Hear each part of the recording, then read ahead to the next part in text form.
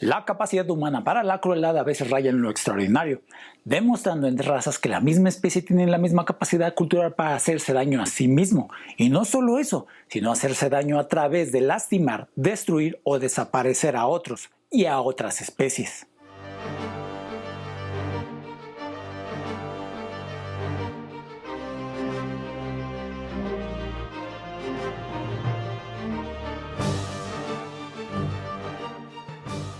Hablamos de conflictos o guerras que se escapan a veces de la imaginación del individuo mismo, como actividades que le resultan ajenas a la idiosincrasia creada desde muy temprana edad, de no hacerle daño a los demás, como no le pegues a tus hermanos, no los lastimes, no les quites su juguete, llévate bien, pide disculpas, pórtate bien.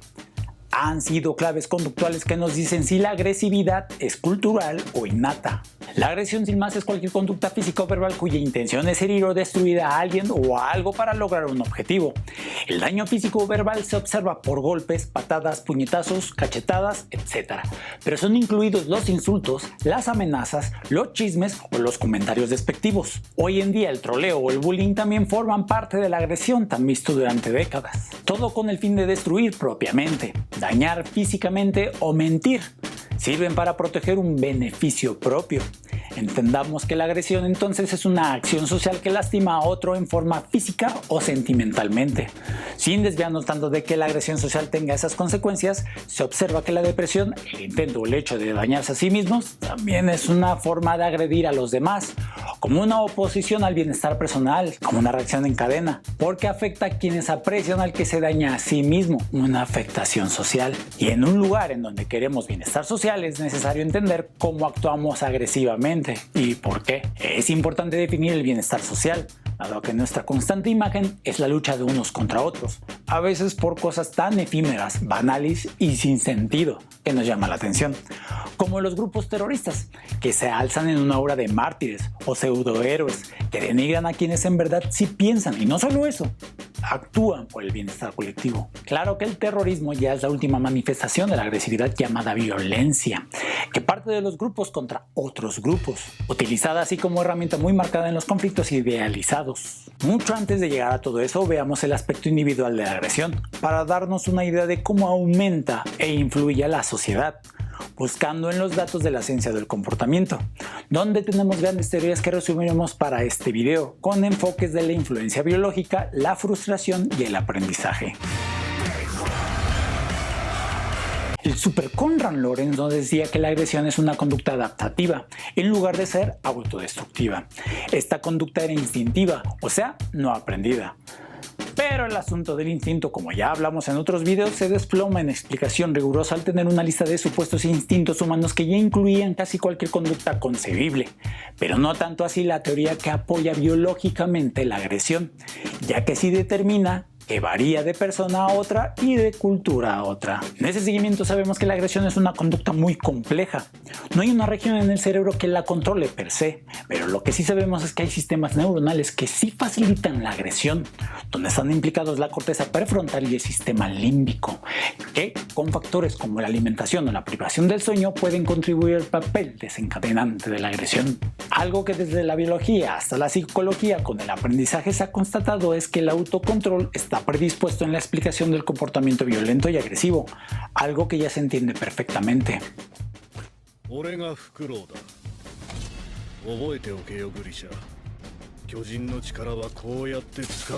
Ahora, si podemos decir que las situaciones no se escapan de tal conjunto de explicaciones y lo conjuntamos con la herencia genética, tenemos por obligación que hablar de la investigación de Kirsi Lagerspetz, que crió a ratas seleccionando a las más agresivas y separándolas de las menos agresivas durante 26 generaciones, de modo que tal procedimiento llevó a obtener a ratas feroces en un grupo y a otro grupo totalmente dócil.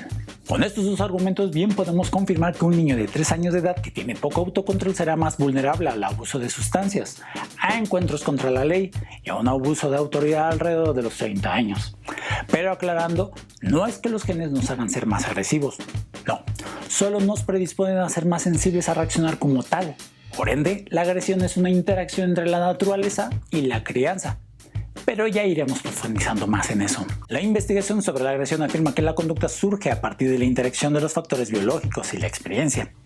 Cuando la fisiología también se involucra, tenemos que la testosterona, hormona sexual masculina por excelencia, nos hace ser testigos de hombres que son más propensos a la delincuencia, uso de sustancias fuertes y conductas agresivas ante la mínima provocación.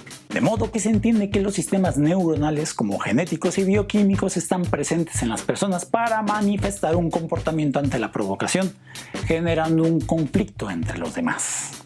Aunque los seres humanos son menos sensibles a los cambios hormonales, los delincuentes violentos tienden a ser hombres jóvenes corpulentos con inteligencia inferior a la media. Tienen bajos niveles del neurotransmisor serotonina y niveles superiores de testosterona. Ya en ese nivel alto de testosterona se indica irritabilidad, baja tolerancia, poca seguridad e impulsividad. De antemano, el principio de frustración-agresión nos dice que la frustración produce enfado y en algunas personas puede generar agresión, sobre todo en presencia de un objeto relacionado con la agresión. Otros estudios indican que las personas propensas a la agresividad tienden a beber más y a ser violentas cuando están intoxicadas. Quienes contrarrestan esto son símbolos a seguir porque no es fácil ante la naturaleza misma de nuestro comportamiento. La evitación y el escape de estímulos aversivos ya vistos también son una manifestación posible de agresión. Una alternativa al escape es atacar aquello que hace daño. La agresión es particularmente probable cuando el escape es imposible.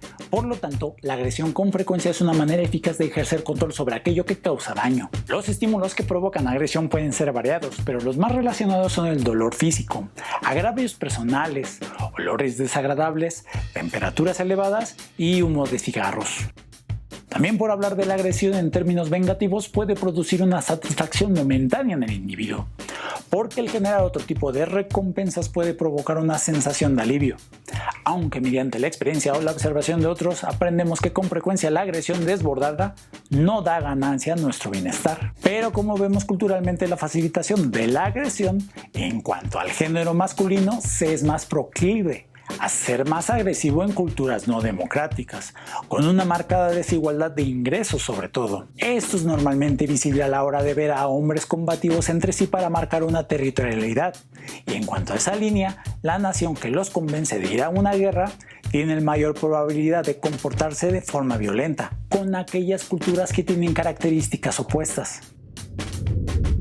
De las circunstancias que provocan agresión, como ya dijimos, es cualquier experiencia aversiva, como el dolor físico, el emocional, la temperatura elevada, un ataque hacia nuestra existencia, pero también una simple aglomeración. Uno de los grandes que estudió el dolor fue el investigador Nathan Arndt, quien puso a ratas en una jaula alambrada para administrarle descargas eléctricas en las patas, para saber si eliminando las descargas mejoraría las interacciones sociales con otras. Pero en cuanto las ratas recibían la descarga, se atacaban entre sí, mucho antes de que se pudiera apagar la descarga. Mientras mayor era el nivel de descarga, más violento era el ataque. Esos mismos resultados se obtuvieron con gatos, perros, hasta tortugas y serpientes. En diferentes variantes de la investigación, los sujetos atacaban a su propia especie, pero también a especies diferentes, incluso más grandes, como también a objetos inanimados, como muñecos rellenos o pelotas de tenis. El desplazamiento se ve en cómo se ataca al vecino, cuando otra de las variantes del estudio demuestra que si se le da descarga eléctrica a solo una rata,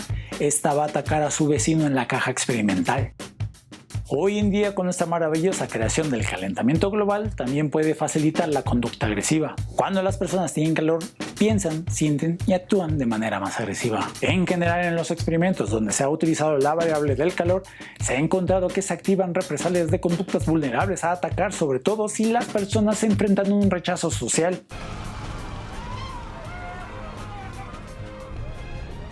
Ante los ataques, la agresión puede ser una explicación un poco sosa de que se desplaza el sentimiento. Ante sufrir un ataque como un insulto, se es potencialmente más agresivo en represalia hacia la situación frustrante, aumentando la agresión si hay pensamientos o sentimientos hostiles hacia un objetivo en particular. Dado los pensamientos, hoy en día sabemos que la violencia es más probable cuando las señales agresivas liberan el enojo reprimido. O sea, esas señales pueden dar estímulos que meramente se asocian a comportamientos agresivos, como las armas. En un metaanálisis de 70 58 estudios independientes da prueba que la mera presencia de armas en el contexto aumenta los pensamientos y comportamientos agresivos, y a esto se le conoce como efecto de las armas. Las armas facilitan la crueldad, pues como en el estudio de Milgram podemos observar que las armas sirven de distanciamiento entre el agresor y la víctima. El hecho de estar en lejanía respecto a la víctima es más fácil agredir que cuando la tenemos enfrente. Por eso en la frase de que se es más fácil matar con un arma de alto calibre que con un cuchillo se hace onomatopeya, pues el ataque con un cuchillo requiere de mucho más contacto físico que jalar un simple gatillo desde la distancia, dándonos claras demostraciones de cómo operan las bandas criminales, que son más violentas unas que otras, y en la iniciación de sus miembros se utilizan muchas de las leyes de la influencia social y presión social que vulneran a esos individuos, pues muchos de ellos ni siquiera son parte de ese grupo.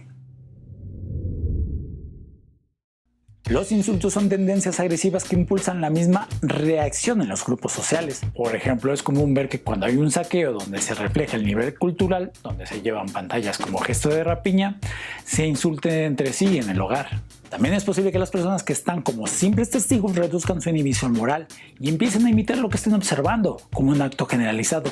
Incluso si la situación lo permite, como en una revuelta, es frecuente que los actos agresivos se difundan con mayor rapidez después del primer ejemplo detonador de la agresión de una persona hostil. Ante eso ya hablamos de los grupos que pueden amplificar las reacciones agresivas, lo que convierte el contexto como una disolución de responsabilidad. En esos terrenos de guerra se toman decisiones lejos de las líneas de combate. Los que no pelean físicamente dan órdenes a subordinados y son estos quienes ejecutan esas órdenes efímeras, provocando una cadena de contagio social, aumentando la agresividad hasta el punto de que la violencia sea desmedida.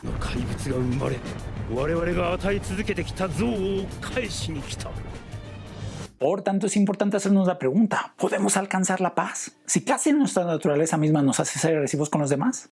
Hay formas de que la gente aprenda a inhibir la represalia directa, en especial cuando otros podrían castigarla o desaprobarla. En esos momentos la gente desplaza o redirige sus hostilidades hacia objetivos más disponibles en la situación. El desplazamiento se da por la contención de un enojo, por una provocación previa como una ofensa, que produce una reacción explosiva, a veces hacia un objeto que ni siquiera es la fuente de frustración. De esta manera vamos jalando la hebra de que el aprendizaje hace en nosotros una forma particular de repensar la agresión, al observar que ante el desplazamiento de esa ira se genera la reducción de la misma. Ya podemos intuir que se debe adquirir conductas que ayuden a solucionar problemas y prevenirlos en el mejor de los casos, pero hay que ser analíticos, críticos y disciplinados. En pocas palabras, tener un autocontrol para cada contexto. El reducir la agresión no es tema fácil, sobre todo discutirlo con quien es hostil a la información nueva. Pero imagina que no es un hostil con la información, sino que son varios hostiles a la misma información. Estamos hablando de que los grupos son más agresivos que los individuos. Pues sí, en grupo somos más agresivos, más hostiles, más violentos que en nuestra individualidad. Y luchar contra todo un grupo es titánico, pero todo dependerá de querer reducir la agresión en general. ¿Qué podemos hacer entonces para eliminar las guerras? Bueno, primeramente evitar que las nuevas generaciones compartan tendencias antisociales. Se dice fácil, pero si se carece de lazos familiares estrechos, como también de expectativas de éxito tanto personal como intergrupal, se es más fácil que esos niños, ya como adolescentes, sin una identidad, lleguen a asociarse a grupos que puedan vulnerar ese deseo de identificación.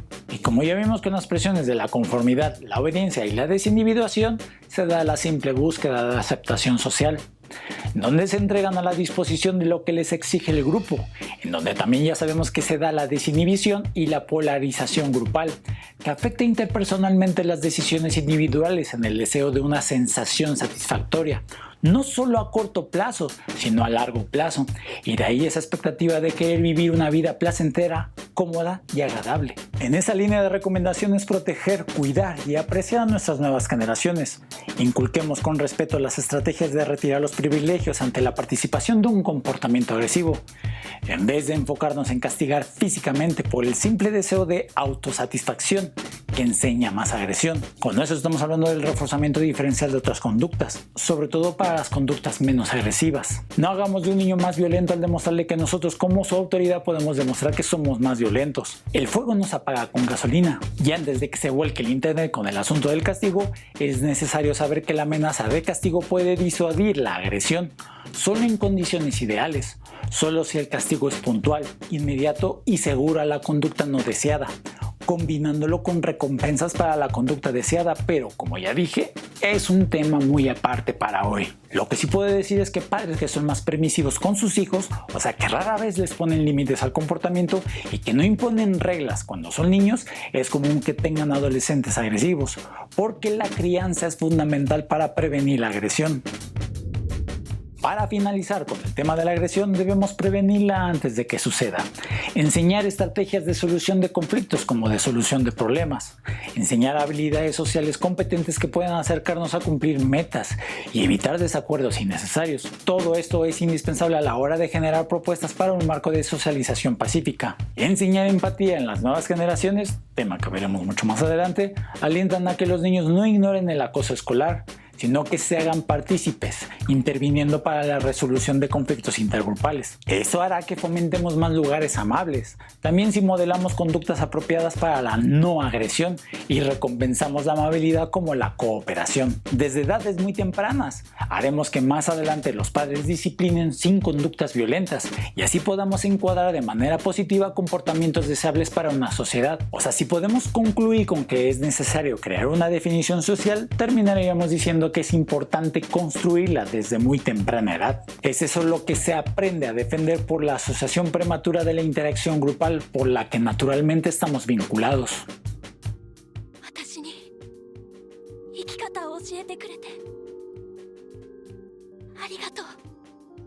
La crítica es una herramienta muy importante en nuestra sociedad, por eso recuerda que el conocimiento se comparte.